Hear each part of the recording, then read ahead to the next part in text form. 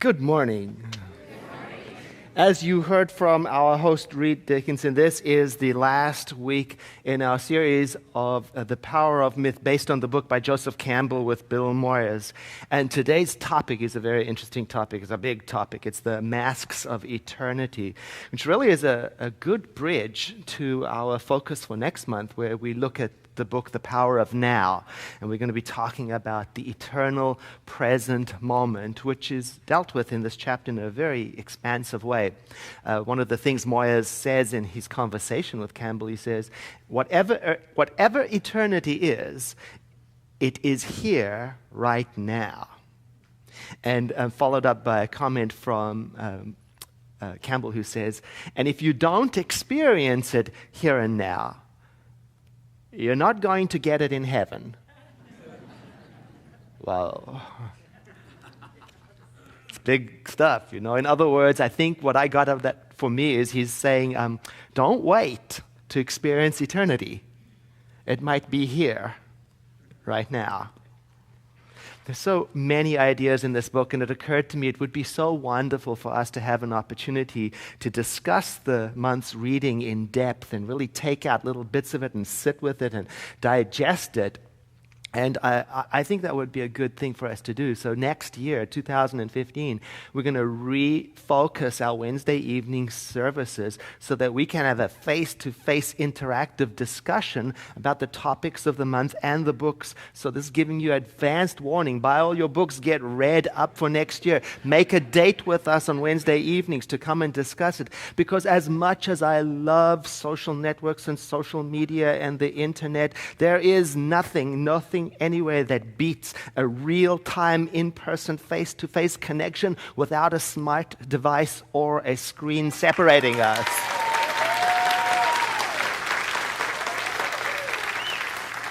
So I take it from that applause, you'll all be there. I'm really looking forward to it, actually.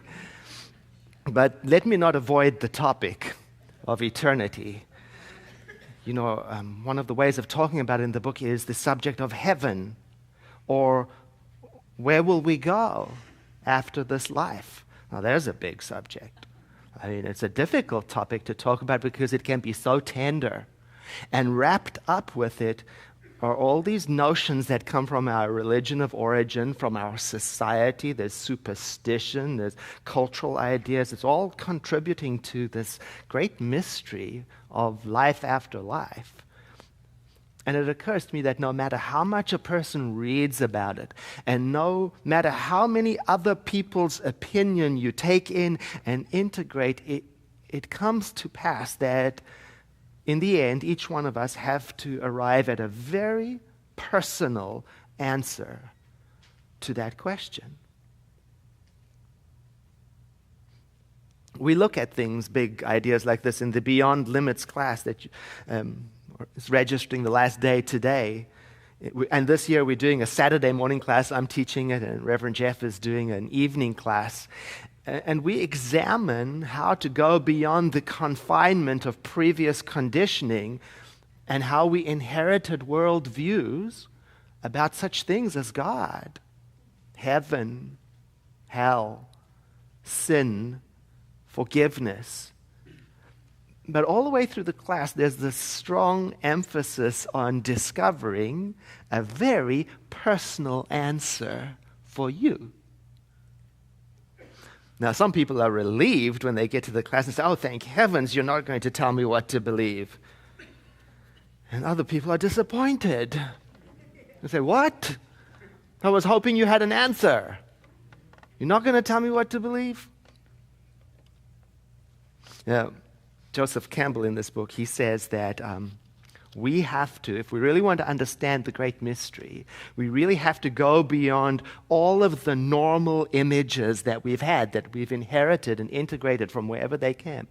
We've got to go beyond those limits so that we can lean into the vastness of being and understand it in a new light. I think one of the great mysteries of life is that of life after life.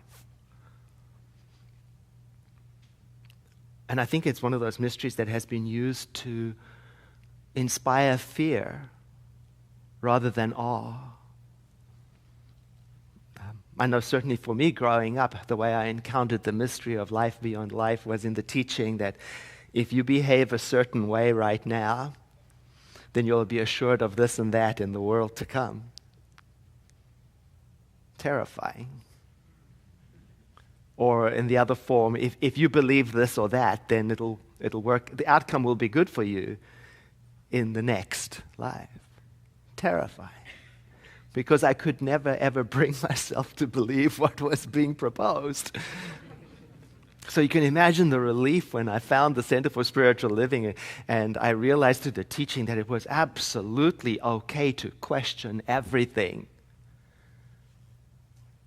To not know the answer was allowed. To disagree was encouraged. To explore potential answers and to change your mind midstream was enjoyed. And I came out of it with the idea that no harm comes from not knowing the answer. Since discovering Centers for Spiritual Living, I can say quite honestly that I have become less interested in where I will go when I die. I guess I'll find out when I get there.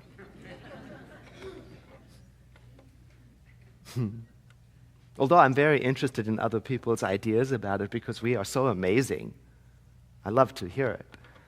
But I would say that I seem to have become more fascinated with the fact that I am here at all. And asking myself the question, if I can actually be here. That is really interesting. That I am here, but quite often not. Right?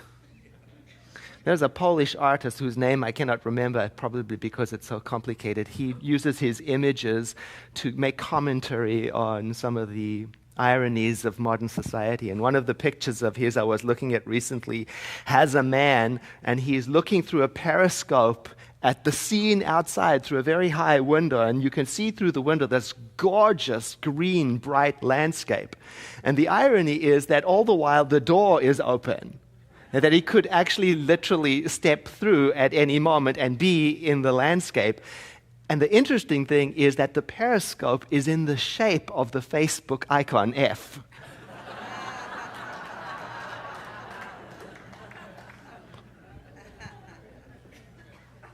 He could just walk through and be there now instead of experiencing life through a periscope.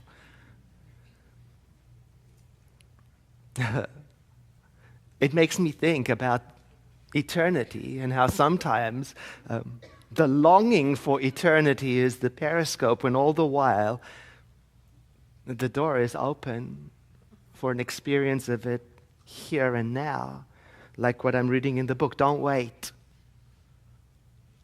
Don't wait for the eternal. It might already be here. You know, Cabell makes a distinction between everlasting and eternal. Very interesting stuff. I mean, everlasting is a measurement of time. Eternal is beyond time, above time, independent of time. Everlasting is going on forever and ever. The eternal is not touched by any of that. Interesting. In fact, he says, tick, tick, tick of time shuts out the experience of eternity. How about that? Just something to think about. So all concepts that deal with measuring time, anything that has to do with before life or after life or heaven or then and when, anything after and before, takes us out of the experience of divinity. Just something to think about. Here at the Center for Spiritual Living, to us, the eternal, why, that is a synonym for the thing itself. that which is beyond time and space, that which is the great mystery, that which is beyond beginning and it didn't begin. Not with a big bang, because that would be a beginning. That's something to think about. And don't you know, when I consider the idea that that is what I am made out of, or that is where I exist, in that it messes with my concepts about myself, doesn't it for you? I mean, when I think, what does it mean to be part of that which is beginningless and endless, that is beyond the reach of time? Well, you know, I'll tell you what it causes me to think about is my beginning. Where was I before I was born? Before this life? Well, sometimes I think, and maybe you have thought this too, that life doesn't actually begin with conception. In other words, I don't think that we started with this particular life. It's just that I don't remember where I was. Or with whom I was hanging out. I don't remember that. Or do I?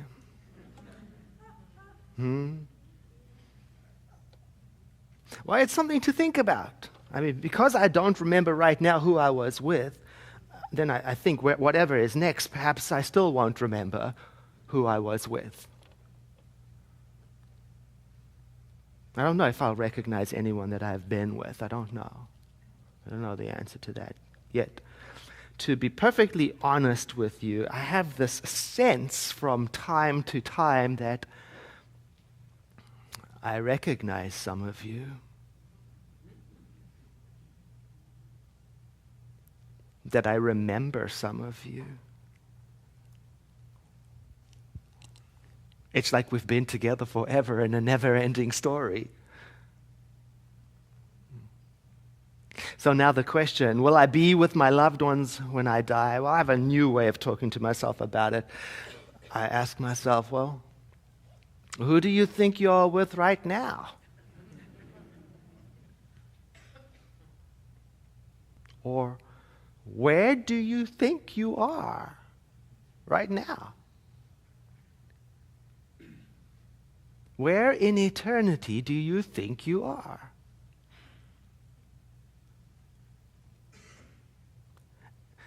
I mean, really, haven't you met people who it feels like you know them? Or haven't you met people and you know right away that you have incomplete business with them before they say good morning? And haven't you met people that you love and you can't explain it? So I don't ask so much myself the question, will I see my loved ones again in the next life? As much as I dwell upon this thought that I say to myself, while I see you right now, I don't want to miss a moment of it because it's so very, very beautiful. And you know, sometimes I do miss the moment of being here with you, my beloved, for any number of reasons. Sometimes I miss the great mystery. I pass by the great mystery of being in the moment, well, because of rushing, because of, I don't know, dwelling in the past, comparing my experiences to others that I'll never have, to clinging, to obsessing, to longing for a different future, longing for a different past, you name it. Reliving memories of the greater how it used to be. But I tell you, I'm improving. Because I am learning how to recognize the present moment. And now that might sound strange, but I mean it. I'm learning how to notice the condition of being and to stop when I can, to stop reaching out from the moment to the past or to the future, to stop that, to pause for a moment so that I can land in right now. I've been reading Paul Tillich, The Eternal Now, and in it, I think what he's saying is that sometimes we avoid being in the present moment because we can't deal with the fact that all created things have an end. So we flee the moment. That's amazing. He writes so beautifully, one of the greatest writers of our time. He says, listen to this, talking about this message from creation that all created things end. He says, it may reveal itself to you in the farewell to a place where we have lived for a long time. The separation from the fellowship of intimate associates. The death of someone near to us. Or it may become apparent to us in the failure of a work that gave meaning to us. The end of a whole period of life. The approach of old age. Or even in the melancholy side of nature that's visible in autumn. All of this tells us you will also come to an end. Well, created things, certainly. And then he says something so beautiful about our human condition. He says, as humans, we are aware of the eternal to which we belong and from which we are estranged by the bondage of time. How about that? As soon as we start measuring it up and dividing and getting out of the moment, it estranges us from the condition of eternity. Similar to what Campbell said, tick, tick, tick of time is what shuts us out from the experience of eternity. Start measuring. Start fleeing the moment, and you lose the present. Our founder said it too in more plain language. He said, if we were to attempt to put a finger on any period of time, it would be gone before we could point to it. For yesterday is gone, and tomorrow has not come, and today is rapidly passing. So now is the experience we are going to be turning our focus onto, and we'll be talking about it the whole of next month. I thought that rather humorous, that the topic is the power of now, but we'll be dealing with it later.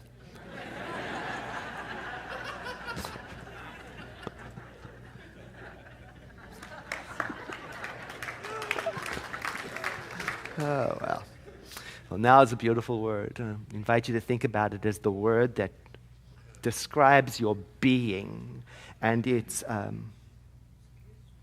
not a moment that can be located. It's an experience. It's a feeling of being present. It's a way of witnessing. It's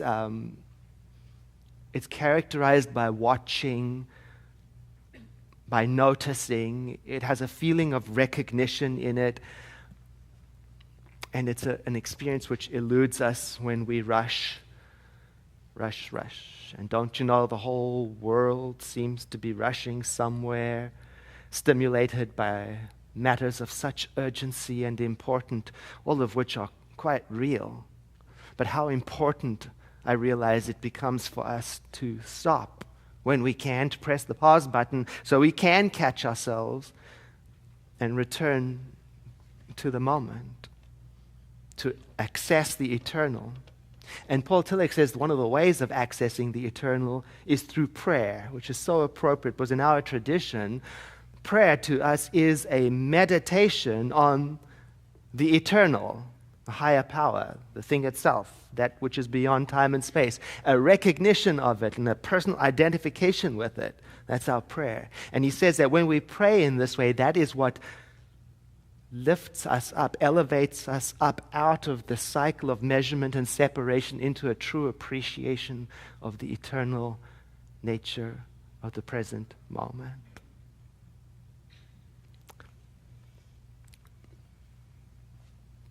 Nobody all of the time is aware of the present moment.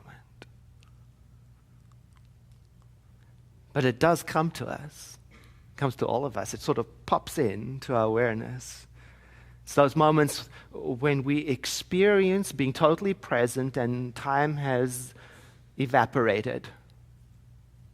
People tell me they have that experience when they witness their grandchild being born. Or maybe it's that experience when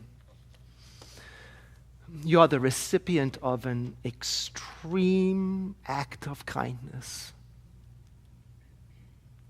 Or maybe it's a moment when, without warning, you see something that to you is incredibly beautiful. Or maybe it's in that moment when you, without preparation or without seeking, suddenly become aware that everything is all right. Or maybe it's in that moment where inside yourself you remember your amazing capacity to love. Or maybe it's that moment when you realize that you aren't what you were taught that you are.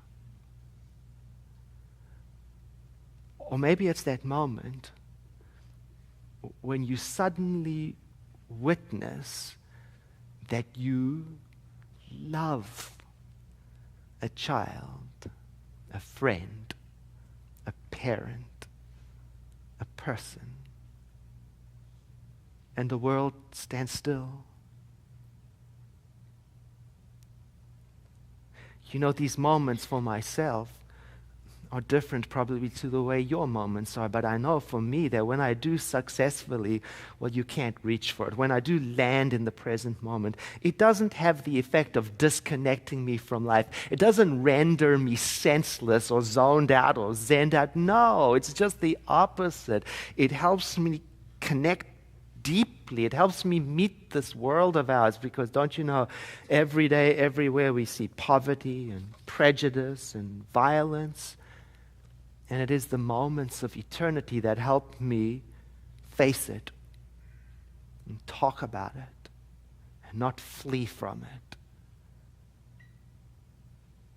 It helps me be present for the world with less reactiveness and more presence. Now, how a person is to access the eternal moment is different for each person. But I think it could be as simple as taking the time to have a slow conversation with a friend. I think it could be as simple as mindfully carving out the time to sit somewhere and do nothing. It could be. Or it could be the willingness to go out and help somebody to accomplish something, to do something that they have been struggling to do for themselves. Whatever it is that you do, it is characterized by lack of stress, struggle, strain, coercion, rushing. There is a yielding in it, a yielding to eternity in you.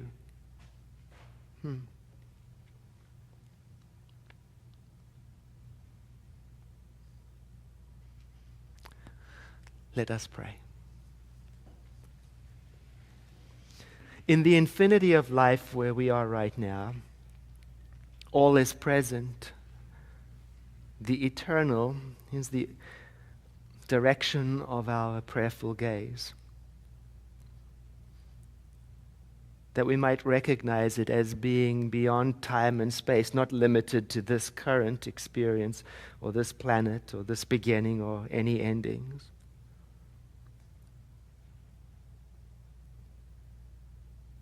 We identify ourselves with that. And in so doing, there is a rebirth in us that goes beyond the ability of words to describe. A renaissance in us individually in which we, so to speak, wake up to the expansive nature of our being, how the eternal is simultaneously our true nature while we live in this body, in this time, doing these things and loving the way we do.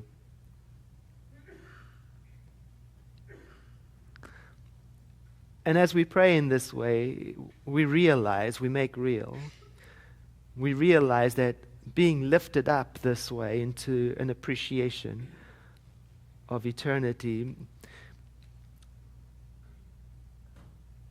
is something that not only blesses our own experience, but is in a way a true and abiding contribution to all of creation. And so we rededicate ourselves to know the truth of our being without force or coercion or control or convincing, letting all people be as they are. We take ourselves to the task of knowing gently the truth of our existence. And we celebrate that with hearts open wide for even further revelations to take place, and looking forward to how we each might be stimulated to take our place in the world with right action and right words, so that the blessing of the eternal moment comes through us into all that is.